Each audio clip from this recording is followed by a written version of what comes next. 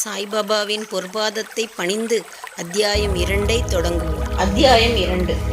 கடைசி அத்தியாயத்தில் தம்முடைய மராத்தி மூல நூலில் இப்பணியை செய்வதற்கு அடிக்கோலிய காரணங்கள், இதை படிப்பதற்கு தகுதி அடைந்தவர்கள் முதலிய வேறு பல அம்சங்களையும் எடுத்துச் சொன்னார்.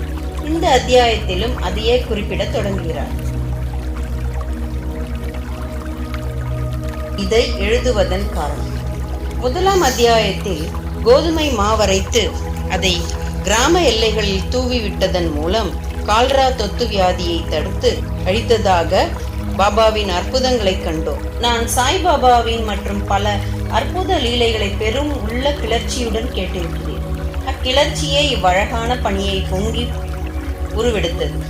சாய்பாபாவின் பெருமையுடைய அற்புதங்களை வரைதலானது அவருடைய அடியவர்களுக்கு உற்சாகம் ஊட்டுவதாகவும் அறிவுறுத்துவதாகவும் இருப்பதுடன் அவர்களின் பாவங்களையும் நீக்குமாதலில்தான் நான் சாய்பாபாவின் புதிய வரலாற்றையும் அவருடைய அறிவுரைகளையும் வரைய தொடங்கினேன்.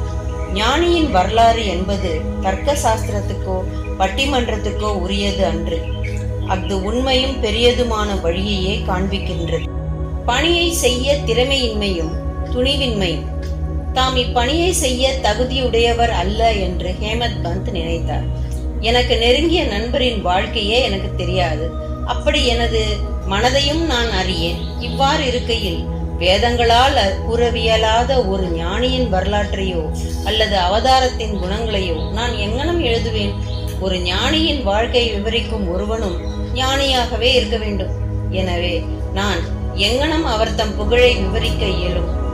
ஞானியின் வாழ்க்கையை வரைவதென்பது மிக கடினமானதாகும். ஒருவன் 7 கடல் ஆழத்தையும் அளவிட்டு விடலாம்.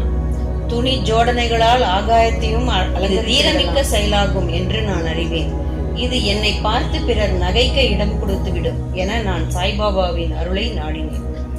அடியவர்கள் விரும்பும் வெற்றிகரமான முடிவு பெறும் இப்பணியை மேற்கொள்வதற்கு ஞானியர் தம் வாழ்க்கை வரலாற்றை எழுதுவோர்களை கடவுள் விரும்புவார் என்று மகாராஷ்டிரத்தை சேர்ந்த முன்னோடி கவியும் ஞானியுமான ஸ்ரீ ஞானேஸ்வர் மகாராஜ் என்பவர் எடுத்து இயம்பியிருக்கிறார். இப்பணியை ஞானிகள் சங்கல்பிக்கிறார்கள். அடியவன் அம்முடிவை அடைய மறைமுக காரணமாகின்றான் அல்லது கருவியாகின்றான். உதாரணமாக சக வருடம் 1700 கவி மகிபதி ஞானிகளின் வாழ்க்கையை எழுத உயர் நோக்கம் கொண்டார். ஞானிகள் அவரை சங்கல்பித்து பணியை நிறைவேற்றி வைத்தார்கள். அம்மாதிரியே சக வருடம் 1800 தாஸ்கனுவின் சேவையும் அங்கீகரிக்கப்பட்டது. முன்னவர் பக்த விஜயம், சந்த விஜயம், பக்த லீலாமிருத், சந்த லீலாமிருத் எனும் 4 நூல்களையும், பின்னவர் நவீன ஞானியரை பற்றி விவரிக்கப்பட்ட பக்த லீலாமிருத், சந்த கதாமிருத் என்ற நூல்களையும் இயற்றினார். பக்த லீலாமிருத்தின் 31, 32, 33 அத்தியாயங்களிலும் சந்த கதாமிருத்தின் 57வது அத்தியாயத்திலும் சாய்பாபாவின் சுவையான வாழ்க்கையும் அவரின் அறிவுரைகளும் நன்றாக சித்தரிக்கப்பட்டிருக்கின்றன. இவைகள் சாய் லீலா பத்திரிகை 11, 12 தொகுப்பு 17 ஆகியவற்றில் தனியாக பதிப்பிக்கப்பட்டிருக்கின்றன. படிப்பவர்கள் அத்தியாயங்களை படிக்க கேட்டுக் கொள்ளப்படுகிறார்கள். அங்கனமே பாந்திராவை சேர்ந்த திருமதி சாவித்ரிபாய் ரகுநாத் தெண்டுல்கர் பதிப்பித்துள்ள ஸ்ரீ சாய்நாத் பஜனமாலா என்ற சிறிய அடக்கமான புத்தகத்திலும் சாய்பாபாவின் அற்புத லீலைகளை சித்தரிக்கப்பட்டிருக்கின்றன. தாஸ்கனு மகாராஜும் பல்வேறு இனிய பாடல்களை சாய்பாபா மீது எழுதியிருக்கிறார். குஜராத்தில் அமிதாஸ் பவானி மேத்தா என்னும் ஷீரடியை சேர்ந்த ஓர் அடியவர் சாய்பாபாவின் சில நிகழ்ச்சிகளை பதிப்பித்துள்ளார். தக்ஷண பிஷா சான்ஸ்தாவும் சாய்நாத் பிரபாவை சில பதிப்புகள் செய்தனர். இவ்வாறு சாய்பாபாவை பற்றி பல நூல்கள் இருக்கும்போது சரித்திரம் ஏன் எழுதப்பட வேண்டும்? அதற்கான தேவை என்ன என்றும் எதிர்ப்பு கேள்விகள் வருகின்றன. விடை தெளிவானதும் எளியதும் ஆகும். அகன்று ஆழ்ந்த எல்லையற்ற ஒரு பெருங்கடல் போன்று சாய்பாபாவின் வரலாறு உள்ளது. அனைவரும் அதனுள் ஆழ்ந்து மூழ்கி விலை மதிப்பற்ற ஞானம், பக்தி என்ற முத்துக்களை எடுக்கலாம். நல்லுணர்வில் ஊறி கிடக்கும் மக்களுக்கு அவற்றை கொடுக்கலாம். சாய்பாபாவின் கதைகள், சிறுகதைகள், அறிவுரைகள் ஆகியவை மிகவும் அற்புதமானவை. இவ்வுலக வாழ்க்கையினுடைய துன்ப பெருஞ்சுமைகளை சுமந்து கொண்டிருப்பவர்கள், கவலையால் பீடிக்கப்பட்டோர்கள் ஆகியவர்களுக்கு மன அமைதியும் மகிழ்ச்சியும் அவை அளிக்கின்றன. வேத அறிவையொத்த விறுவிறுப்புள்ளதும் அறிவூட்டுவதுமான சாய்பாபாவின் இவ்வுரைகளெல்லாம் கேட்கப்பட்டு நற்சிந்தனை செய்யப்பட்டால் அடியவர்கள் கோரும் பிரம்மத்துடன் ஐக்கியமாதல், அஷ்டாங்க யோகம், தியான பேரின்பம் முதலியவற்றை பெறுவர். எனவே இந்நிகழ்ச்சிகளை பொறுக்கி எடுக்க எண்ணம் கொண்டேன். அதுவே எனது சிறந்த வழிபாடும் ஆகும். சாய்பாபாவின் தரிசனத்துக்கு கொடுத்து வைக்காத இவ்வெளிய ஆத்மாக்களின் கண்களுக்கு இந்நிகழ்ச்சி தொகுப்புகள் பேரு உகையாக இருக்கும். எனவே நான் சாய்பாபாவின் அறிவுரைகளையும் இயற்கையானதும் எல்லையற்றதுமான கண்ணுணர்வு கருத்துக்களை சேகரிக்க முற்பட்டேன். இப்பணியில் பாபாவே என் உள்ளுணர்வை கிளப்பிவிட்டார்.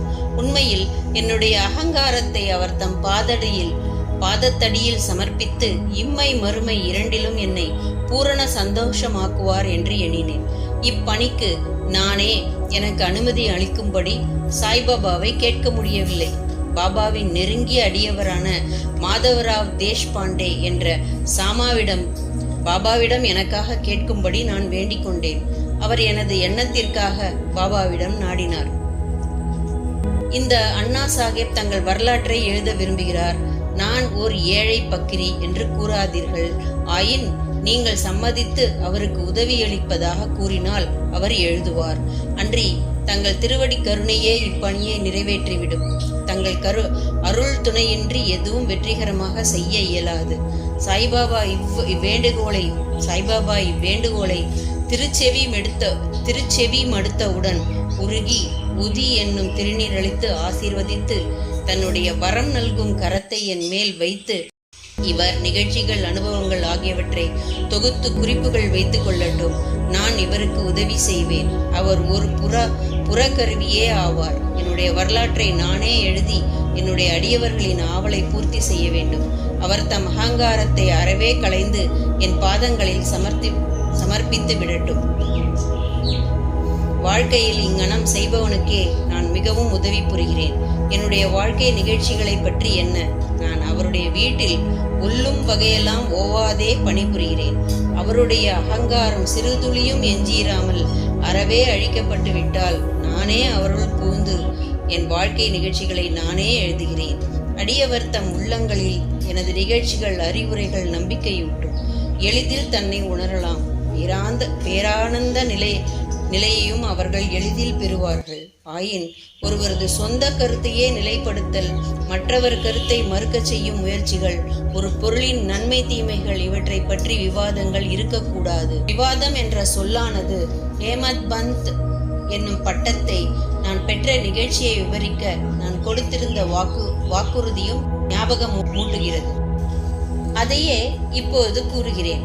காக்கா சாஹேப் தீட்சித், நானா சாஹேப் சந்தோர்கர் ஆகியவர்களுடன் நான் நெருங்கிய நட்போடு இருந்தேன். அவர்கள் என்னை சீரடிக்கு போய் பாபாவின் தரிசனத்தை பெறும்படி வலியுறுத்தினார்கள். ஆயின் இடையில் கிளம்பிய ஏதோ ஒன்று என்னை சீரடிக்கு போக விடாமல் தடுத்தது. சோனாவாலாவில் உள்ள எனது நண்பனின் புதல்வன் காய்ச்சல் அடைந்தான். எனது நண்பன் வைத்திய முறை வேண்டுதல் முறைகளிலும் உள்ள எல்லா வழிகளிலும் முயன்றார். காய்ச்சல் குறையவில்லை. முடிவாக தனது குருவை தன் மகனின் படுக்கைக்கு பக்கத்தில் அமர வைத்தான். இதுவும் கூட பலனளிக்கவில்லை. இதை கேள்வியுற்றதும் என் நண்பனின் பையனை காப்பாற்ற முடியாத குருவால் யாது பயன்? குரு நமக்கு எதையும் செய்ய இயலாதவரானால் நான் ஏன் ஷீரடிக்கு போக வேண்டும்? இம்மாதிரியான எண்ணமிட்டு எனது ஷீரடி விஜயத்தை தள்ளி போட்டேன். ஆயின் தடுக்க முடியாதது நிறைவேறியே தீர வேண்டும். தென் விஷயத்தில் பின்வருமாறு நடைபெற்றது. பிராந்திய ஆபீசர் திரு நானா சாஹேப் சந்தோர்கர் பஸ்லீனுக்கு சுற்றுலா போய் கொண்டிருந்தார். தானாவிலிருந்து தாதருக்கு வந்து பஸ்லீனுக்கு செல்லும் வண்டிக்காக காத்து கொண்டிருந்தார். இடையில் பாந்திராவுக்கு செல்லும் ஒரு வண்டி வந்தது. அதில் அவர் ஏறி அமர்ந்து பாந்திராவுக்கு வந்து என்னை கூப்பிட்டு அனுப்பினார். நான் ஷீரடி விஜயத்தை கைவிட்டது குறித்து என்னை கண்டித்தார். எனது ஷீரடி பயணத்தை பற்றி நானாவின் வாக்குவாதங்கள் திருப்தி அளிக்கக்கூடியதாகவும் உற்சாகம் ஊட்டுவதாகவும் இருந்தன. எனவே நான் அன்றிரவே ஷீரடி புறப்பட திட்டமிட்டேன். என்னுடைய சாமான்களை கட்டி முடித்து ஷீரடிக்கு புறப்பட்டேன். தாதருக்கு போய் அங்கிருந்து மன்மாட் போகும் வண்டியை பிடிக்க திட்டமிட்டு தாதருக்கு பயணச்சீட்டு பெற்று வண்டியில் அமர்ந்தேன். புறப்பட இருக்கும்போது ஒரு முஸ்லிம் பெரியவர் விரைவாக எனது பெட்டிக்கு வந்தார். எனது மூட்டை முடிச்சுகளை எல்லாம் பார்த்துவிட்டு போகும் இடம் என்ன என்று கேட்டார். நான் எனது திட்டத்தை கூறினேன். பின்னர் அவர் என்னை தாதரில் நிற்காமல் போரிபந்தருக்கே நேராக போகும்படியும் மெயில் தாதரில் நிற்காது என்றும் அறிவுறுத்தினார். இவ்வற்புதம் நிகழ்ந்திராவிடில் ஷீரடிக்கு திட்டமிட்டபடி அடுத்த நாளே போய் சேராதிருந்திருப்பேன். பல ஐயங்கள் என்னை கடுமையாக தாக்கியிருக்க கூடும். ஆயின் அடுத்த நாள் காலை 9 to 10 மணிக்குள்ளாகவே ஷீரடியை அடைந்தேன். திரு காக்கா எனக்காக காத்து கொண்டிருந்தார். இது 1910 நிகழ்ந்தது. யாத்ரீக அடியார்களுக்கு ஒரே ஒரு தங்குமிடம்தான் இருந்தது. அது சாடேயுனுடைய வாடாவாகும். குதிரை வண்டியிலிருந்து இறங்கிய பின்னர் பாபாவின் தரிசனம் பெற ஆவலாய் ஏங்கியிருந்தேன். மசூதியிலிருந்து திரும்பி வந்த பெரும் அடியவரான தாதா சாஹேப் நூல்கர், சாய்பாபா வாடாவின் மூலையில் இருக்கிறார், முதலில் ஒரு முன்னோடி தரிசனம் செய்துவிட்டு குளித்த பின் சாவகாசமாக பார்க்கலாம் என்று கூறினார். இதை கேட்டவுடன் நான் பாபாவிடம் ஓடி சாஷ்டாங்க நமஸ்காரம் செய்தேன். எனது மகிழ்ச்சிக்கு எல்லை இல்லை. நானா சாஹேப் சந்தோர்கர் என்னிடம் கூறியதற்கு அதிகமாகவே கண்டேன். என்னுடைய புலன்கள் எல்லாம் திருப்தி அடைந்தன. நான் பசிதாகத்தை மறந்தேன். சாய்பாபாவின் பாதங்களை தொட்டவுடன் நான் வாழ்க்கையில் அதிக புத்துணர்ச்சி கொண்டவனாக மாறினேன். என்னை இச்செயலில் இடைவிடாமல் தூண்டி சாய்பாபாவின் தரிசனத்திற்கு உதவி புரிந்தவர்களுக்கு கடமைப்பட்டிருப்பட்டதை கருதினேன். அவர்கள் உண்மை உறவினர்களாக நினைக்கிறேன். அவர்களுடைய கடனை நான் திருப்பி தர முடியாது. அவர்களை நினைக்கிறேன். அவர்கள் முன் விழுந்து வணங்குகிறேன். சாய்பாபாவின் தரிசனத்தில் உள்ள நூதனமான நான் கண்டவற்றை நம்முடைய எண்ணங்கள் மாறுகின்றன. முன்னை கர்மங்களில் வலிமை அழிக்கப்படுகின்றன அல்லது பற்றற்ற நிலையை அதிகரிக்கிறது. முன்னை பிறவிகள் செய்த நற்கர்மங்களால் அத்தகைய சுப தரிசனம் அடையப்படுகிறது. நீங்கள் சாய்பாபாவை கண்டுவிட்டீர்களானால் புற உலகு எல்லாம் சாய்பாபாவாக தோற்றமளிக்கிறது. சூடான விவாதம். குருவின் தேவையை பற்றி எனக்கும் பாலா சாஹேப் பாடேக்கும் இடையில் ஒரு சூடான விவாதம் நான் ஷீரடிக்கு வந்த தினத்தன்று நடைபெற்றது. நம் சுதந்திரத்தை நாம் ஏன் இழக்க வேண்டும்? மற்றவர்களிடம் ஏன் சரணாகதியை அடைய வேண்டும் என்று நான் விவாதித்தேன். நாம் நம்முடைய கடமையை செய்ய வேண்டியிருக்கையில் ஏன் ஒரு குரு தேவைப்படுகிறார்? ஒருவன் தன்னாலான முயற்சிகளை செய்து தன்னைத்தானே காப்பாற்றிக் கொள்ள வேண்டும். சோம்பேறியாக தூங்குவதை தவிர வேற எதையும் செய்யாத ஒருவனுக்கு குரு என்ன செய்துவிட முடியும்? இங்கனம் நான் சுதந்திர எண்ணத்திற்கு வாதாடினேன். நடப்பது நடந்தே தீரும். பெரியோர்கள் எல்லாம் தோல்வியுற்றிருக்கிறார்கள். மனிதன் ஒரு வழியில் நினைக்க தெய்வம் வேறு வழியில் செயல்படுகிறது. உம்முடைய புத்தி சாதுரியத்தை விட்டுத்தள்ளு. பெருமையும் அகங்காரமும் உமக்கு உதவாது. கொள்கைகள் மாறுபாடுகள் இவற்றுடன் விவாதம் 1 மணி நேரம் நடைபெற்றும் வழக்கம் போல் ஒரு முடிவும் காணப்படவில்லை.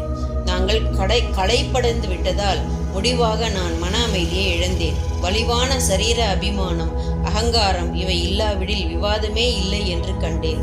அகங்காரமே விவாதத்தை வளர்க்கிறது என்று கூறலாம்.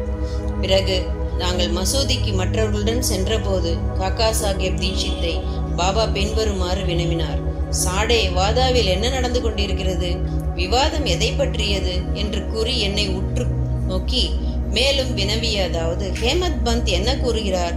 இவ்வார்த்தைகளை கேட்டு நான் மிகவும் ஆச்சரியமானேன். நான் தங்கியிருந்த விவாதம் நடந்ததுமான சாதேவாதாவானது மசூதியிலிருந்து நல்ல தூரத்தில் உள்ளது. சர்வ வியாபியாயும் அகத்திலிருந்து ஆட்டி வைப்பவராகவும் இல்லாவிடில் எங்களது விவாதத்தை பாபா எங்கனம் அறிந்திருக்க முடியும்? முக்கியமானதும் ஞான மிளிர்வதுமான பட்டம். சாய்பாபா என்னை ஏன் ஹேமத் பந்த் என்ற பெயரால் அழைக்க வேண்டும் என்று நான் எண்ணமிட ஆரம்பித்தேன். இச்சொல் ஹேமாத்ரிய பந்த் என்ற வார்த்தையிலிருந்து திருத்தப்பட்டதாகும். இந்த ஹேமாத்ரிய பந்த் யாதவ அரச வம்சத்தை சேர்ந்த ராம்தேவ் மகாதேவ் என்ற தேவகிரி அரசர்களின் புகழ்பெற்ற மந்திரி ஆவார். கல்வி கேள்வி நிரம்ப பெற்று நற்பண்புகள் நிறைந்த அவர் ஆன்மீக விஷயங்கள் அடங்கிய சதுர்வர்க்க சிந்தாமணி மற்றும் ராஜ்ய பிரசஸ்தி என்ற உயர்ந்த நூல்களின் ஆசிரியரும் ஆவார். கணக்கு பேரேடுகளில் புதிய முறைகளை புகுத்தியவரும் மற்றும் மராத்திய சுருக்கெழுத்தின் கர்த்தாவும் ஆவார். ஆனால் நான் முற்றிலும் மாறுபட்டவன், அறிவற்ற, ஓட்டமற்ற, நடுத்தர எண்ணத்தோர். எனவே அந்த பட்டம் எனக்கு எதற்காக சூட்டப்பட்டது என்பது விளங்கவில்லை. ஆனாலும் அதை குறித்து தீவிரமாக சிந்தித்து அது என் அகங்காரத்தை அழித்து பணிவாகவும் அடக்கமுடனும் இருக்க வேண்டும் என்பதற்காகவே அளிக்கப்பட்டது என நினைத்தேன். விவாதத்தில் எனக்குள்ள புத்தி சாதுரியத்துக்காகவும் அது எனக்கு வழங்கப்பட்டதாகும்.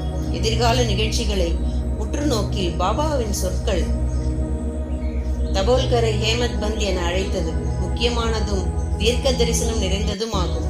ஏனெனில் மிகவும் புத்திசாலித்தனமாக சாய் சமஸ்தானத்தின் நிர்வாகங்களை கவனித்து எல்லா கணக்குகளையும் நன்றாக வைத்திருந்தது.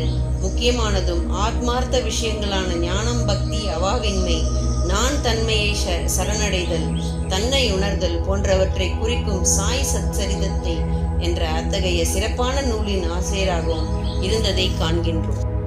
குருவின் தேவையை பற்றி ஹேமத் பந்த் பாபா இவ்விஷயத்தை பற்றி என்ன சொன்னார் என்பன பற்றி எவ்வித குறிப்பும் விட்டு வைக்கவில்லை. ஆனால் காக்கா சாஹேப் தீட்சித் இவ்விஷயத்தை பற்றி தனது குறிப்புகளை பதிப்பித்துள்ளார். ஹேமத் பந்தின் சாய்பாபா சந்திப்பின் அடுத்த நாளில் பாபாவிடம் காக்கா சாஹேப் தீட்சித் சென்று நான் ஷிரடியை விட்டு போக வேண்டுமா என கேட்டார். பாபா ஆம் என்றார். பிறகு எங்கே போவது என்று யாரோ கேட்டார். பாபா உயர மேலே என்றார். அம்மனிதர் வழி எப்படிப்பட்டது என பாபாவிடம் வினவினார். பாபா கூறினார், அங்கே போவதற்கு பல வழிகள் உள்ளன. இங்கிருந்தும் ஒரு வழி உள்ளது. பாதை கடினமானது. புலிகளும் ஓநாய்களும் வழியில் உள்ள காடுகளில் உள்ளன. அதற்கு பாபா ஒரு வழிகாட்டியை நாம் அழைத்து சென்றால் என்ன? அதற்கு பாபா கூறினார், அப்போது கடினம் இல்லை. புலி, ஓநாய், படுகுழிகள் முதலியவற்றிலிருந்து உன்னை விலக்கி உன் குறிக்கோளை அடைய நேரடியாக அழைத்து செல்வார். வழிகாட்டி இல்லை என்றால் காடுகளில் நீ காணாமல் போகலாம் அல்லது படுகுழியில் விழும் அபாயம் இருக்கிறது. இந்த நிகழ்ச்சியின் போது தபோல்கரும் அறை அருகே இருந்தார். இதுவே குரு அவசியமா என்னும் விவாதத்தின் பாபாவின் பதில் என்று எண்ணினார். ஒரு மனிதன் சுதந்திரமானவனா அல்லது கட்டுப்பட்டவனா என்னும் விவாதம் ஆன்ம விஷயங்களில் உபயோகம் இல்லை என்றும் இவ்வத்தியாயத்தின் மராத்தி மூல பதிப்பில் விளக்கப்பட்டபடி பெரிய அவதாரங்களான ஸ்ரீராமர், ஸ்ரீ கிருஷ்ணர் முதலியோர் வாழ்க்கையில் தமது குருக்களாக வசிஷ்டர், சாந்தீபனி முதலியோரிடம் தன்னை அறிவதற்காக சரணம் அடைந்தார்கள் என்றும் குருவினுடைய உபதேசத்தினாலேயே பரமார்க்கத்திகம் அடையப்படுகிறது என்றும் நம்பிக்கையும் பொறுமையும் மட்டுமே அத்தகைய முன்னேற்றத்திற்கு தேவையான நற்பண்புகளால் என்பதுமே பாபாவின் திருக்குறிப்பாம். ஸ்ரீ சாயியை பணிக. அனைவருக்கும் சாந்தி நிலவட்டும்.